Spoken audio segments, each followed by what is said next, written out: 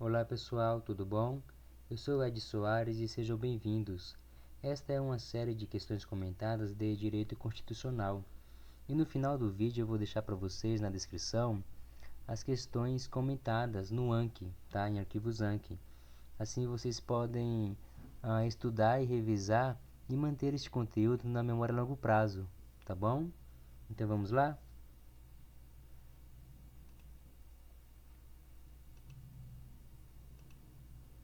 Se, em certa ação judicial, o juízo competente impuser ao Poder Executivo determinada obrigação, sob pena de multa diária pelo seu descumprimento, tal imposição não ofenderá ao princípio da separação dos poderes. Esta questão está certa ou está errada? Vamos verificar? Ela está certa. Vamos ver a resposta. Ok. Vamos editar, né? Vamos comentar essa questão, tá bom?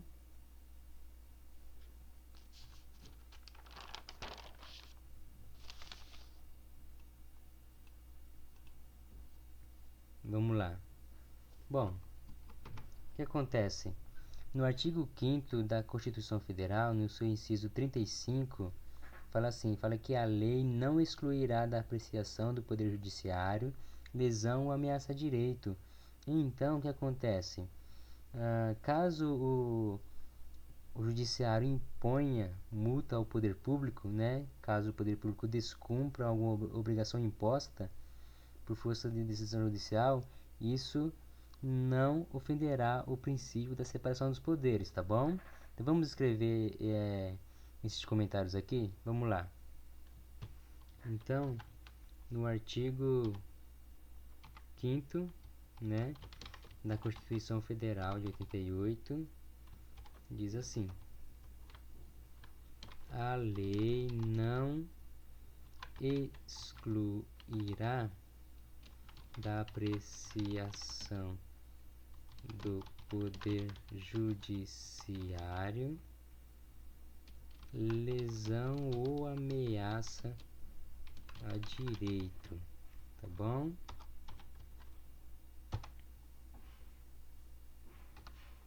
Então, não ofende o princípio da separação dos poderes se o Supremo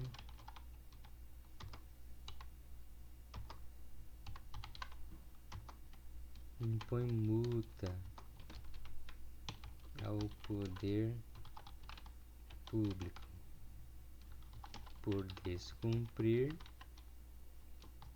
obrigação imposta por força da decisão judiciária. Então, ok. Então tá lá. Outra resposta. Então, o artigo 5º da Constituição Federal fala que a lei não excluirá da apreciação do Poder Judiciário lesão ou ameaça a direito. Então, não ofende o princípio da separação dos poderes, se o Supremo impõe multa ao Poder Judiciário por descumprir a obrigação imposta por força da decisão judiciária, tá bom? Vamos colocar para 10 minutos. Próxima questão. O federalismo no Brasil é caracterizado como federalismo por agregação, tendo surgido a partir da proclamação da República e se consolidado por meio da Constituição de 1891. Essa questão está certa ou está errada? Essa questão está errada, porque não é por agregação, é por desagregação, tá? Então está errada. Vamos comentá-la?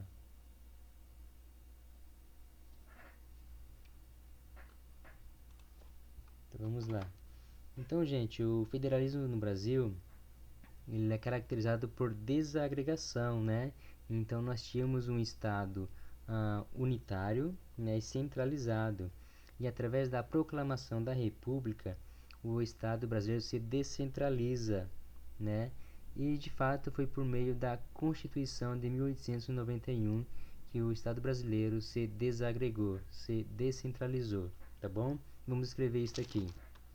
Então, o federalismo no Brasil é caracterizado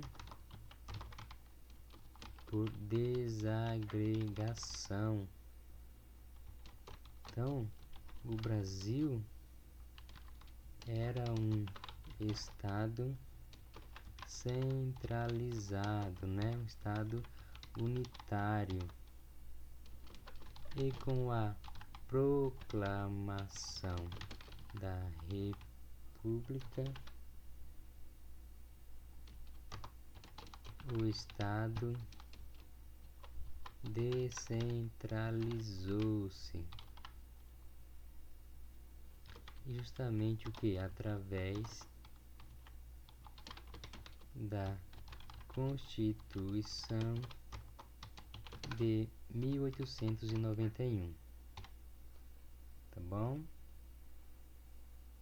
Então, mostrar a resposta. Então, tá lá. O federalismo no Brasil é caracterizado por desagregação.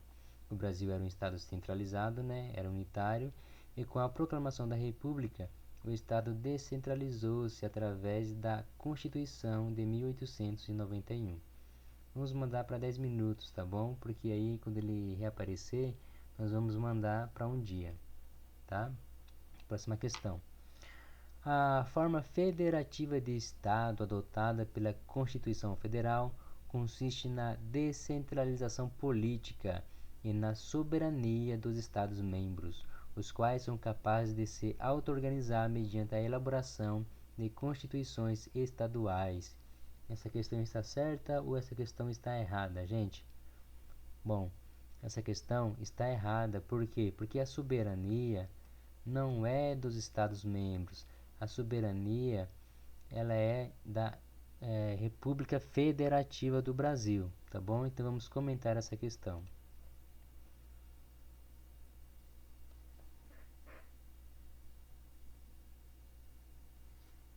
Então vamos lá.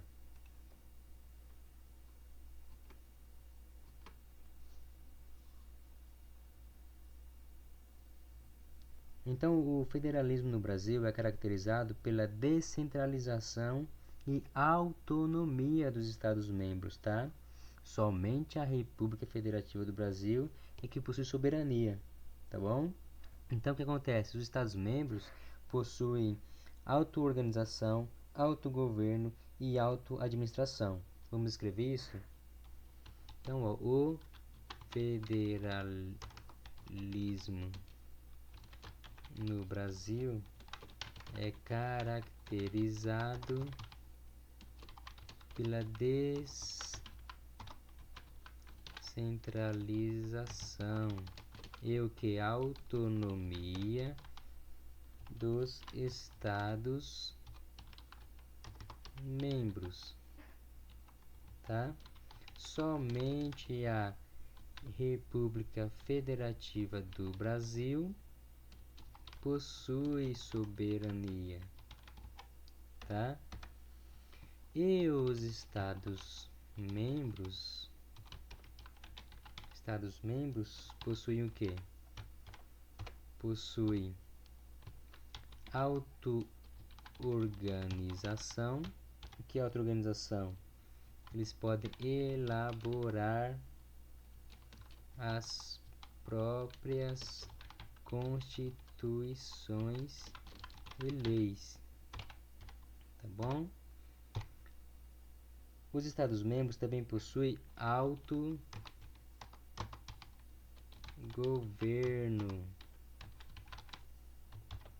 Autogoverno. O que é autogoverno? É justamente a eleição de seus governantes, tá? E os Estados-membros também possuem o que? Auto-administração, que é o que? Que é organizar sua própria máquina pública, que é a administração, tá bom? Então, ok. Outra resposta. Então tá lá, o federalismo no Brasil é caracterizado pela descentralização e autonomia dos Estados-membros e somente a República Federativa do Brasil possui soberania. Os Estados-membros possuem auto-organização, autogoverno e auto-administração.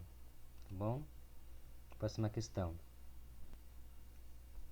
Uma vez que o Brasil adotou o sistema presidencialista, as funções de chefe de Estado e de chefe de governo acumulam-se na figura do presidente da República, competindo-lhe privativamente expedir decretos e regulamentos para a fiel execução da lei. E aí, essa questão está certa ou está errada? Essa questão está certa. Vamos comentá-la?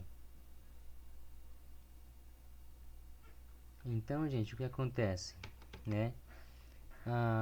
O presidente da República, ao representar o Brasil no cenário internacional, né, lá no exterior, ele é chefe de Estado.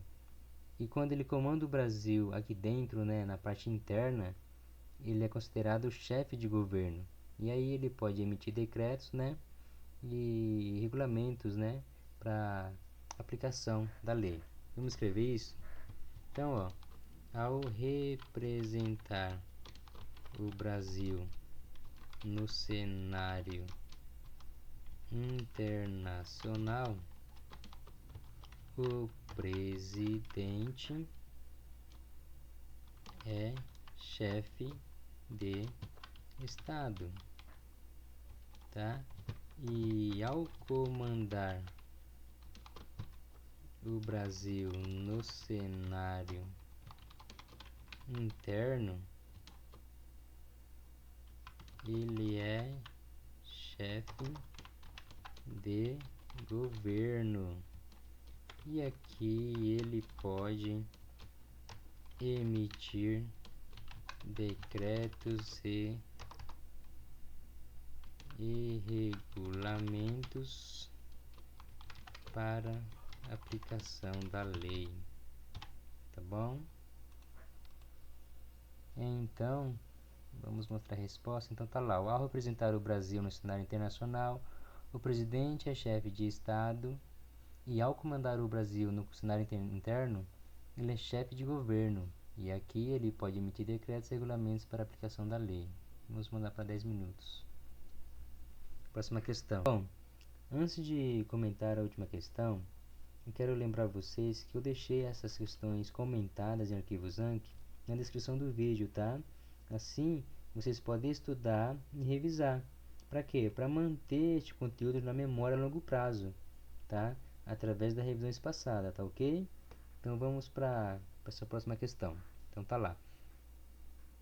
O Brasil é uma república federativa presidencialista, uma vez que o seu chefe de Estado e de governo, o presidente da República, é eleito democraticamente por tempo limitado. E aí, gente, tá certo ou tá errado? Essa questão está certa, vamos ver? Então está certa, vamos comentá-la então, né? Então o que acontece? O sistema de governo adotado no Brasil é de fato o presidencialismo, tá? Pois o presidente da República assume um papel de chefe de Estado, no caso do cenário internacional, e chefe de governo, no cenário interno, tá? E a forma de governo é a República, que representa a relação entre governantes e governados, tá bom? Vamos comentar? Então, ó, o sistema de governo é o presidencialismo, pois o presidente da República assume o papel de chefe de Estado, no caso aqui no cenário internacional, e chefe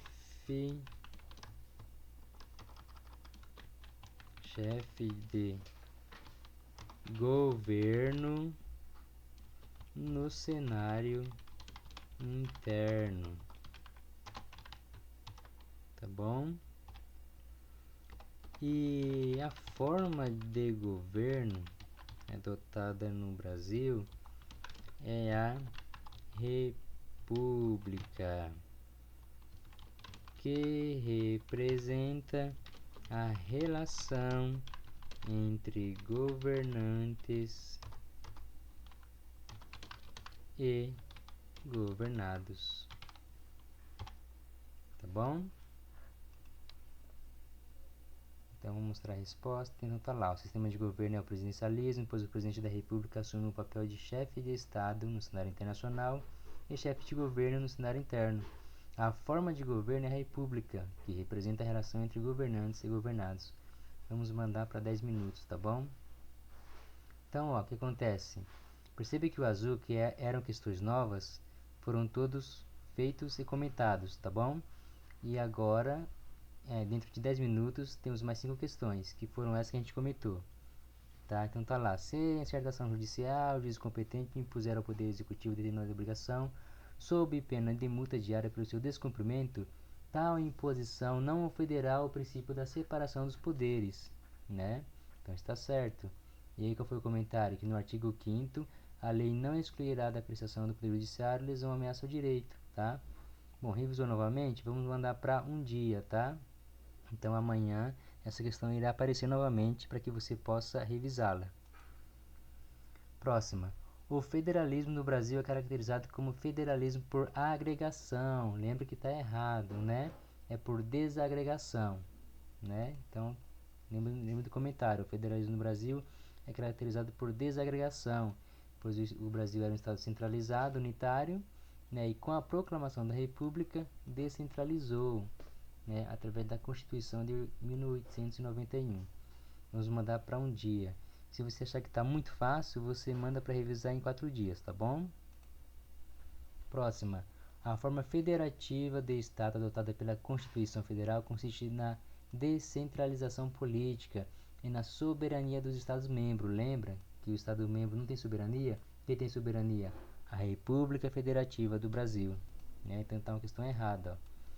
O federalismo no Brasil é caracterizado pela descentralização e autonomia dos Estados-membros, tá? Vamos andar para um dia. Próxima. Uma vez que o Brasil adotou o sistema presidencialista, as funções de chefe de Estado e de chefe de governo acumulam-se na figura do presidente da República, competindo-lhe privativamente e expedir decretos e regulamentos para a fiel execução da lei. Certo? Então tá lá, né? No cenário internacional, o presidente é chefe de Estado e ao comandar, né? E ao comandar o Brasil no cenário interno, ele é chefe de governo, tá? Então cadê? Ao comandar o Brasil, é chefe de governo, tá? Então vamos lá, manda para um dia.